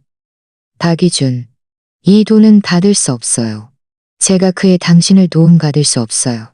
지금은 안정적인 직장도 있고 몸도 건강하고 집안도 편안하게 잘 살고 있으니 이렇게 많은 돈은 필요 없어요. 그는 미간을 찌푸리며 말했습니다. 지은 씨, 내 말을 들어봐요. 이 5억 원은 나에게는 아무것도 아니지만 당신과 당신 가족에게는 더 나은 삶을 살 수 있게 해줄 거예요. 당신은 그의 가족 때문에 계약할 기회를 포기하고 그렇게 많은 고생을 했잖아요. 내 마음이 계속 불편했어요. 이 돈은 당신이 반드시 받아야 합니다. 정말 받을 수 없어요. 저는 단호하게 말했습니다. 친구끼리 서로 돕는 것은 당연한 일이지 돈으로 측정할 필요 없어요. 만약 당신이 정말 저에게 보답하고 싶다면 저에게 스스로를 단련할 기회를 주세요. 제 능력으로 가치를 시현할 수 있게 해주는 것이 무엇보다 중요해요. 박이준은 저를 바라보았고 그의 눈빛에는 존경심이 가득했습니다. 그는 고개를 끄덕이며 말했습니다. 좋아, 당신의 선택을 존중하겠습니다. 돈을 받고 싶지 않다면 내가 당신에게 단련할 기회를 주겠습니다. 회사에서 다음 달에 대규모 사회공헌 프로젝트를 시작할 예정입니다. 주로 가난한 산간 지역 학생들의 학업을 지원하는 것인데 모든 업무를 총괄하고 조율할 책임자가 필요합니다. 이 프로젝트는 여러 부서와의 협력, 그리고 외부 자선 단체와의 협력이 필요하여 난이도가 만만치 않습니다. 나는 당신이 이 프로젝트의 책임자를 맡아주기를 바랍니다. 당신은 잘할 수 있을 겁니다. 해볼 의향이 있습니다. 박이준은 이 기회를 주셔서 감사합니다. 네, 기꺼이 하겠습니다. 기꺼이 하겠습니다. 네, 기꺼이 하겠습니다. 이 프로젝트에 대해서는 각 부서가 전폭적으로 협력하도록 할 겁니다. 무슨 문제라도 생기면 바로 나를 찾아오세요. 도움이 필요하면 팀원도 직접 선택할 수 있습니다. 사무실을 나서자 제 마음은 설렘과 불안감으로 뒤섞였습니다. 설렌 것은 박이준이 저에게 이렇게 좋은 경험을 할 기회를 주었다는 것이었고, 불안한 것은 이 프로젝트의 난이도가 높아서 제가 잘 해내지 못할까봐 두려웠기 때문이었습니다. 하지만 저는 곧 마음을 다잡았습니다. 약속했으니 반드시 최선을 다해야 했습니다. 저는 곧바로 프로젝트 착수 회의를 소집하고 경험 많고 책임감 있는 동료 몇 명을 선발하여 프로젝트 팀을 구성했습니다. 그리고 팀원들과 함께 프로젝트 계획을 연구하고 업무 계획을 수립했습니다. 가난한 산간 지역 학생들의 실제 상황을 파악하기 위해 가난한 산간 지역 학생들의 실제 상황을 파악하기 위해 저는 이끌고 오지 마을로 가서 조사를 했다고 느껴집니다. 산간 지역의 환경은 매우 열악했고 길도 험했습니다. 우리는 각 학교의 상황을 상세히 기록하고 아이들의 요구사항을 파악했습니다. 예를 들어 새 교과서, 학용품, 책걸상 등이 필요했고 일부 아이들은 가정 형편 때문에 학업을 중단할 위기에 처해 있었습니다. 조사를 마치고 돌아온 후 저는 실제 상황에 따라 프로젝트 계획을 다시 조정하고 가난한 학생들에 대한 한대의 지원 절차를 추가했습니다. 외부 자선 단체와 협력할 때 상대방이 부당한 요구를 하며 중간에서 이윤을 남기려 했습니다. 저는 단호하게 그들의 요구를 거절하며 말했습니다. 이 프로젝트의 모든 돈은 아이들에게 사용되어야 합니다. 우리는 어떠한 부패 행위도 절대 용납하지 않을 것입니다. 만약 협력할 수 없다면 우리는 다른 협력 대상을 다시 선택할 것입니다. 상대방은 저의 단호한 태도를 보고 부당한 요구를 포기하고 우리 업무에 전폭적으로 협력했습니다. 프로젝트를 추진하는 과정에서 다른 많은 문제들도 발생했습니다. 예를 들어 일부 부서가 적극적으로 협력하지 않거나 물품 구매에 어려움이 생기는 등 저는 모두 하나하나 극복해 나갔고 관련 부서와 적극적으로 소통하고 조율하며 야근까지 해가며 문제를 해결했습니다. 박이준도 프로젝트 진행 상황에 많은 관심을 보였고 자주 저에게 상황을 물어보며 많은 어려움을 해결해 주었습니다. 한 번은 물품 운송 문제로 프로젝트가 지연될 뻔했는데 박이준은 소식을 듣고 직접 운송회사에 연락하여 차량을 조율하고 물품이 제 시간에 차량을 조율하고 2달 넘게 노력한 끝에 사회공헌 프로젝트는 드디어 성공적으로 완료되었습니다.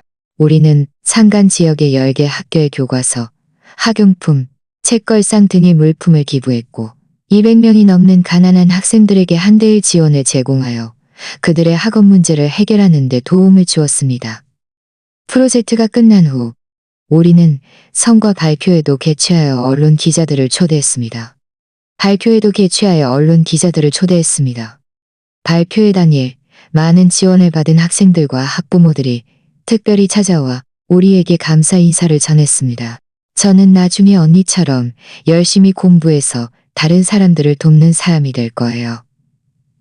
어린 여자아이의 순수한 미소를 보며 제 마음은 따뜻해졌습니다. 이 사회공헌 프로젝트는 사회 각계각층의 광범위한 호평을 받았고 성우그룹에게도 좋은 평판을 안겨주었습니다. 회사에서는 표창대회를 개최했고 박이준은 대회에서 직접 저에게 우수 프로젝트 책임자 상표와 상금을 수여했습니다. 그는 또한 저를 행정부 팀장으로 승진시키고 급여를 50% 인상한다고 발표했습니다. 아래에서는 뜨거운 박수갈채가 터져 나왔고 동료들은 모두 부러움과 존경심 가득한 눈빛으로 저를 바라보았습니다. 저는 상패와 상금을 받으며 성취감으로 가득 찼습니다. 이 모든 것이 저의 노력으로 얻은 것이라는 것을 알았습니다. 행정사원에서 행정팀장이 되기까지 5년이 걸렸고 행정부팀장이 되기까지 5년이 걸렸고 행정부팀장이 되기까지는 2달 남짓한 시간이 걸렸습니다. 표창대회가 끝난 후 박이준이 제 옆으로 와서 웃으며 말했습니다. 지은 씨, 축하합니다. 나는 당신이 분명 잘 해낼 줄 알았어요. 저는 웃으며 말했습니다. 감사합니다, 박이준. 당신이 저에게 이 기회를 주지 않았다면 저도 오늘날의 성과는 없었을 거예요. 그는 제 어깨를 두드리며 말했습니다. 이 모든 것은 당신 스스로의 노력 결과입니다. 당신의 신뢰를 저버리지 않고 제 스스로의 노력도 헛되이 하지 않고 제 스스로의 노력도 앞으로도 계속 열심히 하세요. 앞으로도 계속 열심히 하세요. 나는 당신을 믿습니다. 저는 고개를 끄덕이며 마음속으로 다짐이다. 저의 직장 생활 역전극은 이제 막 시작되었고 미래에는 더 많은 도전과 기회가 저를 기다리고 있다는 것을 알았습니다. 행정부 팀장으로 승진한 후 저의 업무 책임은 더욱 커졌지만 그만큼 더 적극적으로 임하게 되었습니다. 김 부장님은 연세가 많아 반퇴직을 신청하셨고 행정부의 대부분 업무를 저에게 인계해 주셨습니다. 저는 인계받은 후 행정부의 업무 절차를 재정비하고 사무용품 구매, 회의 준비 등 여러 단계의 제도를 최적화하여 부서의 업무 효율성을 높였습니다. 동료들은 저의 업무에 매우 만족했고 부서 분위기도 점점 더 화목해졌습니다. 어느 날 저는 이전에 한신 상사에서 함께 일했던 옛 동료에게서 이선현의 소식을 들었습니다. 박이준이 업계 회사들에게 이선영 채용을 권하지 않는다고 통보한 이후로 그녀는 제대로 된 회사를 전혀 찾을 수 없었다고 합니다. 그녀가 이전에 한신 상사에서 쌓았던 인맥도 그녀의 인성 문제 때문에 아무도 그녀를 돕지 않으려 했습니다. 그녀는 작은 사업을 해보려 했지만 성급하고 경험이 부족하고 경험이 기만 결국 어쩔 수 없이 식당에서 설거지를 하며 매일 아침 일찍부터 밤늦게까지 일했고 겨우 생활비만 버는 힘든 삶을 살았다고 합니다. 옛 동료는 이선영이 나중에 한신 상사 대표를 찾아가 다시 일하고 싶어 했지만 대표는 이선현이 나중에 다시 일하고 싶어 했지만 대표는 이전 일 때문에 이미 그녀에게 불만이 많아 바로 쫓아냈다고 말했습니다. 그녀는 여기저기 다니며 제가 박이준과 손잡고 자신을 괴롭힌다고 불평했지만 이 모든 것은 그녀가 받아야 할 응당한 대가였습니다. 만약 그녀가 처음부터 성실하게 일하고 부하 직원을 억압하지 않고 공을 가로채지 않고 유언비어를 퍼뜨려 남을 함정에 빠뜨리지 않았다면 오늘날 이런 지경에 이르지 않았을 것입니다. 사람은 기본을 지키고 선량하고 정직하게 살아야 오래갈 수 있습니다.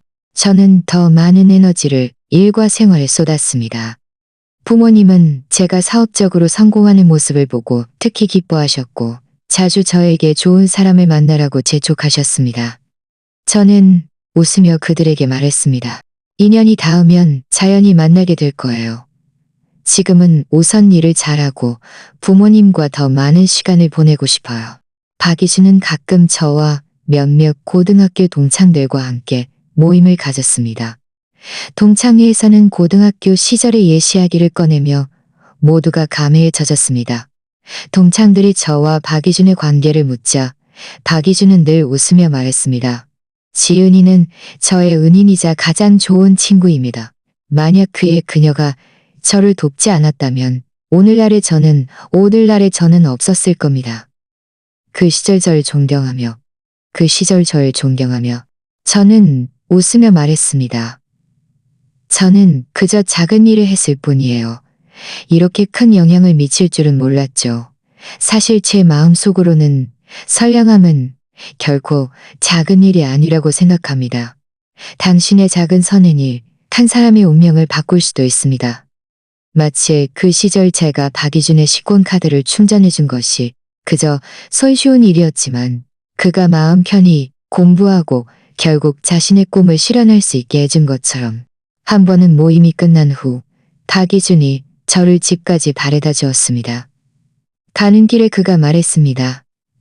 지은 씨, 그애 도와주셔서 감사합니다. 아무리 많은 감사 인사도 실제 행동만 못하다는 것을 압니다. 앞으로 어떤 어려움이 생기더라도 언제든지 저를 찾아오세요. 제가 반드시 당신을 도울 겁니다. 저는 웃으며 말했습니다. 감사합니다, 박이준. 지금은 아무것도 부족한 것이 없어요. 일도 순조롭고 부모님도 건강하시고 이런 삶에 이미 만족해요. 오히려 감작을 찾아야죠. 오히려 당신도 좋은 짝을 찾아야죠. 늘 일에만 몰두하지 말고요. 나는 이 기회가 당신에게 아주 적합하다고 생각해요. 당신이 이 프로젝트를 맡아주기를 바랍니다. 해볼 의향이 있습니까? 저는 순간 멈칫했다가 이내 기쁘게 말했습니다. 네, 기꺼이 하겠습니다. 박 총수님, 이 기회를 주셔서 감사합니다. 제가 꼭 잘 해내겠습니다. 그 후 며칠 동안 저는 해외 사업 관련 지식을 배우기 시작했고 여가 시간을 활용하여 영어 학원에도 등록했습니다. 박이준도 저에게 많은 학습과 교류의 기회를 마련해 주었습니다. 저는 회사의 해외 사업팀과 함께 출장을 가고 조사를 했습니다. 이 과정에서 저는 많은 새로운 지식을 배웠고 능력도 한층 더 향상되었습니다. 반년간의 노력 끝에 저는 해외 사업 행정팀 구축을 성공적으로 완료했고 완벽한 해외 행정 업무 절차를 수립하여 해외 사업의 순조로운 추진을 보장했습니다. 박이준은 저의 업무에 매우 만족하며 또다시 저를 승진시키고 급여와 복리후생도 인상해 주었습니다. 저는 부모님을 서울로 모셔와 넓고 밝은 아파트를 구입했습니다. 매일 퇴근 후 집에 오면 엄마가 해주신 따뜻한 밥을 먹고 아빠와 업무에 대해 이야기하는 이런 삶은 예전에는 꿈도 꾸지 못했던 것이었습니다. 엄마는 새 아파트를 보며 웃으며 말했습니다. 지은아, 네가 지금 잘 지내니? 우리는 이제 안심이다. 어느 날 제가 오래된 물건을 정리하던 중 고등학교 시절의 앨범을 발견했습니다. 앨범 속에는 고3 졸업식 때 찍은 저와 박이준의 사진이 있었습니다. 사진 속 그는 색바랜 교복을 입고 약간 수줍은 미소를 짓고 있었습니다. 저는 그의 옆에 서서 환하게 웃고 있었습니다. 이 사진을 보며 저는 고등학교 시절의 모든 순간들을 떠올렸고 제가 몰래 그의 카드에 돈을 충전해 주던 날들도 떠올렸습니다. 저는 휴대폰을 들고 박이준에게 메시지를 보냈습니다. 이 사진 기억나? 내 선량함에 의미를 부여해줘서 고마워. 얼마 지나지 않아 그에게 답장이 왔습니다. 내가 고마워해야지. 당신의 선량함이 내 청춘을 비춰주었어. 당신 같은 친구를 둔 것은 내 평생 가장 큰 행운이야. 저는 휴대폰 화면을 보며 웃었습니다. 선량함은 정말 보답받는다는 것을 알았습니다. 그에 제가 그저 선한 마음으로 박이준을 도왔을 뿐인데 10년 후 이 선량함은 그가 꿈을 이루게 했을 뿐만 아니라 저 자신도 행복한 삶을 얻게 했습니다. 나중에 저는 직장에서 매우 훌륭한 남자를 만났습니다. 그는 회사의 기술 핵심 인재였고 성격이 온화하며 저에게 매우 잘 대해주었습니다. 우리는 서로를 존중하며 서서히 가까워졌고 결국 결혼했습니다. 결혼식 날 박이준은 저의 주례를 맡아 결혼식에서 말했습니다. 지은이는 선량하고 정직하며 능력 있는 사람입니다. 그녀는 자신의 선량함으로 다른 사람을 도왔고 자신의 노력으로 스스로를 성취했습니다. 앞으로 두 분이 서로 존중하고 사랑하며 행복하게 살아가기를 바랍니다. 저는 제 옆에 있는 사랑하는 남편을 바라보고 단상 아래 환한 미소를 짓는 부모님을 바라보고 단상 아래 환한 미소를 짓는 부모님을 바라보고 박이준과 다른 친척, 친구들을 바라보고 박이준과 달아보고 박이준과 다른 척, 갱구들을 바라보며 행복으로 가득 찼습니다. 이 모든 행복이 그 시절의 선량함에서 비롯되었다는 것을 알았고 오늘 이야기가 마음에 드셨다면 좋아요와 구독 부탁드립니다.